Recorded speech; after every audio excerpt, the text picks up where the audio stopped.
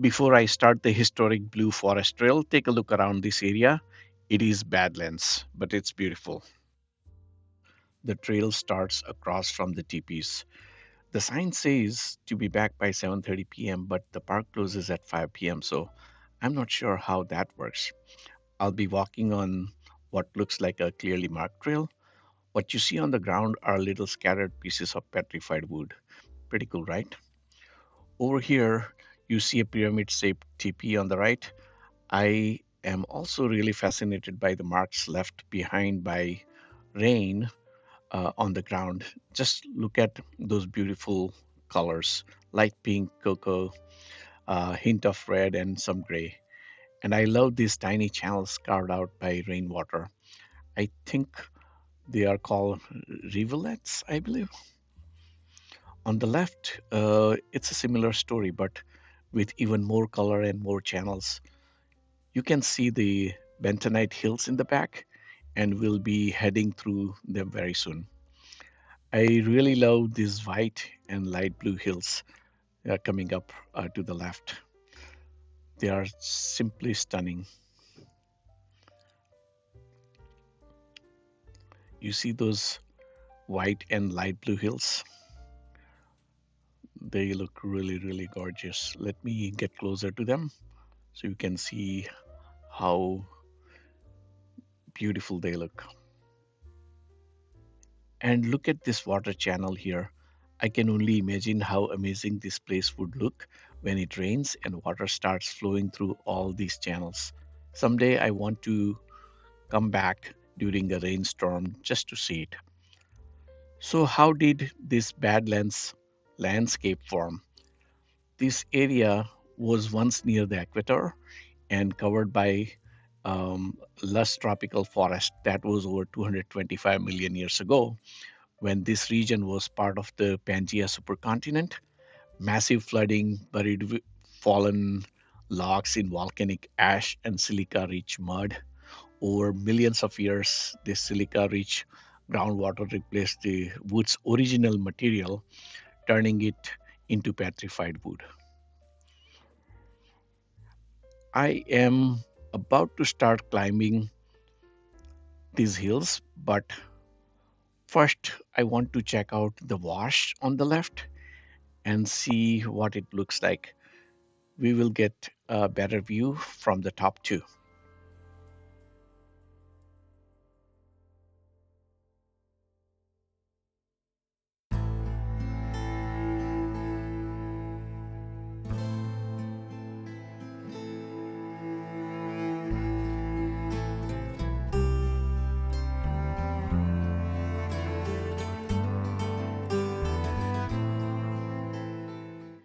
Okay, I'm heading up now. Take a look at these beautiful bentonite mounds.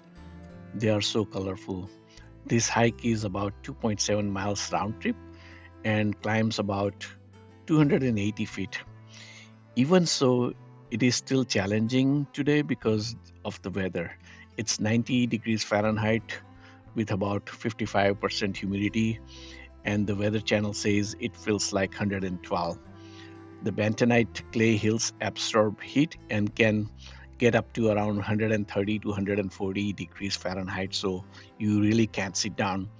This is the wash we were looking at from the top, from the below, but you can see it much better from here, especially if I turn on the wide angle lens. There is no shade, there are no trees, and it's 1 p.m. I have got 5 bottles of water and a bottle of Gatorade for electrolytes. I also had a banana and a bunch of cherries, and I had now a taco at the visitor center with 2 packs of salt. That said, I really don't like heat, especially anything over 70 degrees. Hiking in the heat is not fun, so the moment I feel uncomfortable or risky, I'm gonna turn around. Let's keep going because the views only get better as we go deeper. There's a spot on the right hand side that I only noticed when I came here last December. That is the area I'm talking about.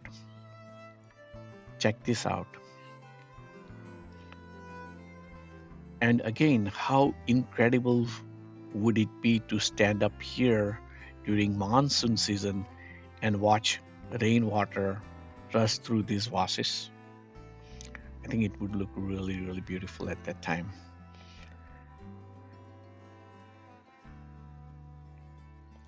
We have got some clouds now, which is giving us a little bit of shade.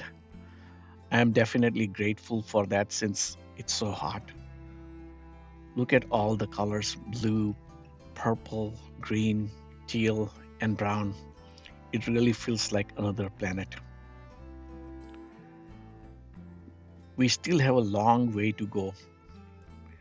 Do you see those striped hills in the distance?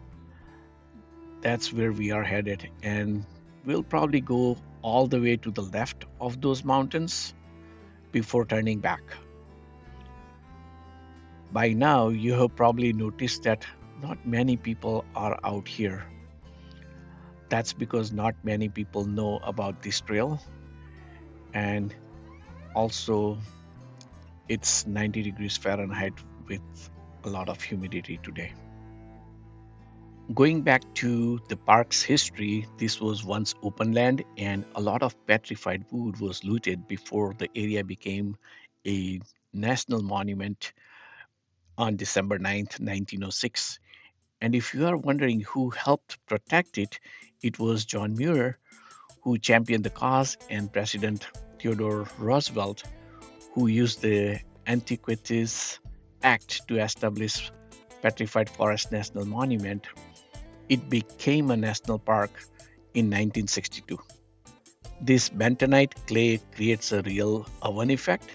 It traps heat, absorbs it, and radiates it back, making the area around the hills feel much hotter than the actual air temperature outside. As the afternoon goes on, the hills keep releasing that trapped heat into the air, creating a simmering wave of intense localized heat that can feel much hotter than the flatter ground nearby. Since it rained here a few days ago, moisture is still trapped beneath the surface. When the sun beats down on these clay mounds, the water starts to vaporize and escape, almost like steam coming out of an oven. That's what you feel like.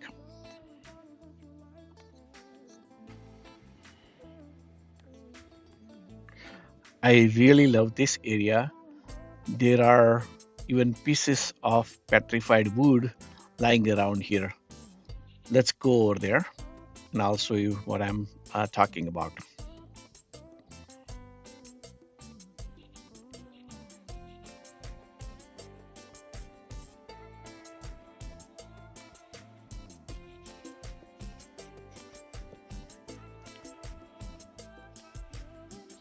So you are going to see the pieces of petrified wood here, right there. They are all over these mounds here. On the right, you can see the wash where rainwater flows through. When we came here in December, I brought Kajol, Radha, Kira, and Dhawal with me, and we took some pictures here before continuing. And before that, Neera came here with me 4 years ago, so she has already seen all of this. This is my favorite part of the trail. The ridge line running through here gives the hike a totally different feel. I also love those hoodoo-like formations. I leave them alone. They are fragile and we should protect them so others can enjoy them too.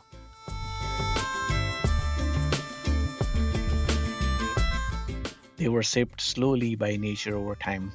Every one of them is different, and that's what makes them so fascinating. Up here, the landscape feels even more untouched and peaceful. It's the kind of place that makes you slow down and really take it all in.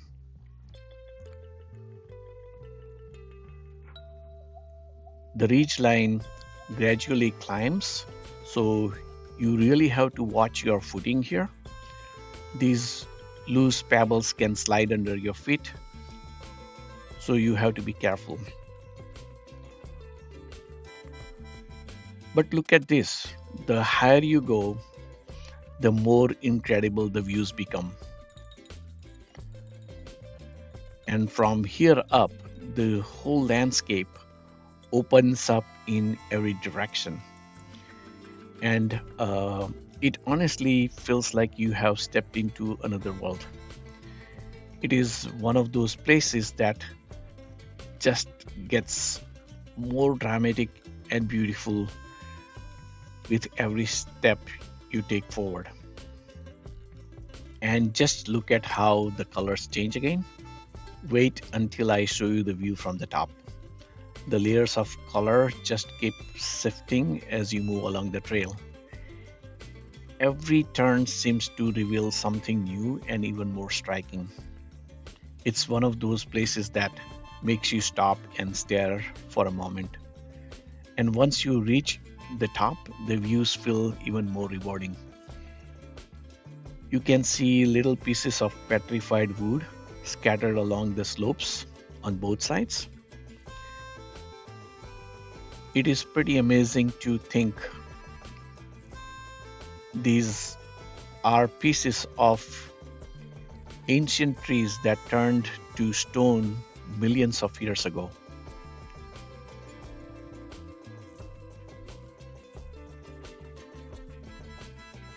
Okay, so I'm gonna turn around, move my camera on the other side. So check it out now. This is the view that you get to see from the top, looking down and from where we started from. You really have to come here to experience this yourself. Look at the ridge line.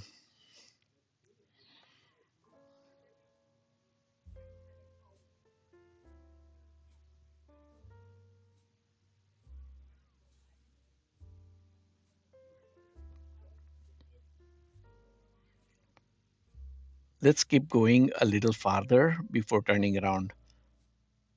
It gets narrower like this at places, but it's fine. If I can do it, then anyone can.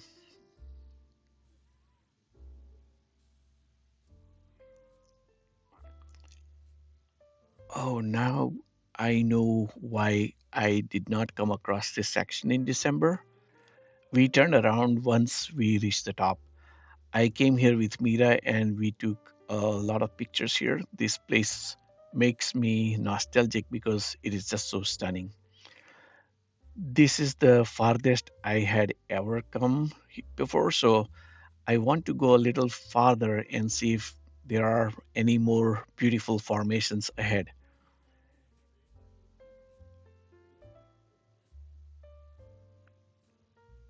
And just like I thought, there are.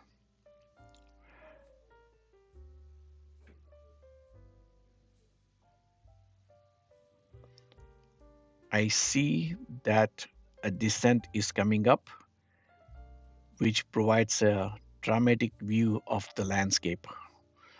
This is what it looks like on the right, and the view from the top here before we descend. I'm going to look on the left so you can see how amazing the views are from here.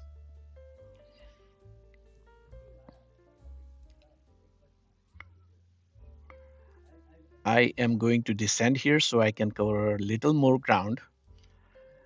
I will leave my recording on, but I'll be paying attention to the ridge line for safety. The phone is also getting really hot and I don't want it to shut down.